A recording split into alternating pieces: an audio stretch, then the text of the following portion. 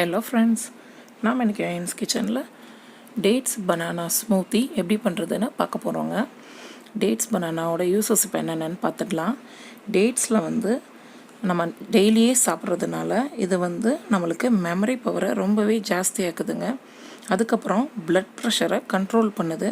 பிளட்டில் உள்ள சுகர் லெவலை நம்ம டெய்லி எடுத்துக்கிட்டோன்னா சூப்பராகவே மெயின்டைன் பண்ணுதாங்க. பனானா எடுத்துக்கிட்டோன்னா விட்டமின்ஸ், கார்போஹைட்ரேட் இதில் ரொம்பவே ஜாஸ்தியாக இருக்கிறதுனால குடல் புண் வராமல் தடுக்குதுங்க. கொலஸ்ட்ரால் லெவலை கம்மி பண்ணுது. இம்யூனிட்டி பவரை ரொம்பவே ஜாஸ்தியாக்குதுங்க.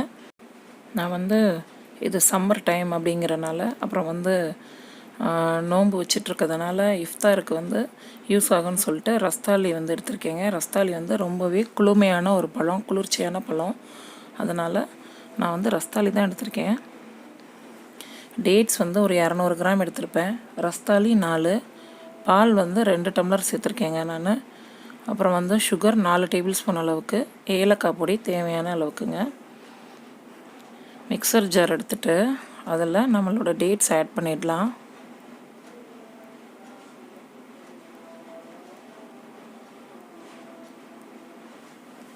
இப்போது பனானாஸையும் கட் பண்ணி சேர்த்துக்கலாம்.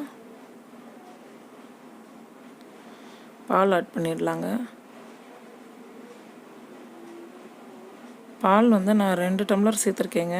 ஐஸ் க்யூப்ஸ் போட்டு அடிக்கிறதுனால அதுவும் கொஞ்சம் தண்ணி ஆகும்னு சொல்லிட்டு, இன்னும் வேணும்னா நம்ம இன்னும் கொஞ்சம் மில்க் ஆட் பண்ணிக்கலாம்.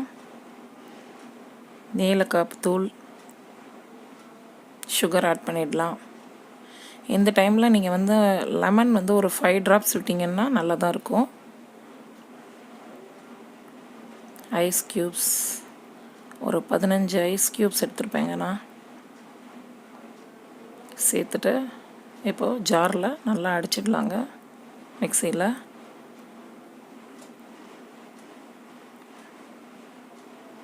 நல்லா அரைஞ்சிடுச்சுங்க.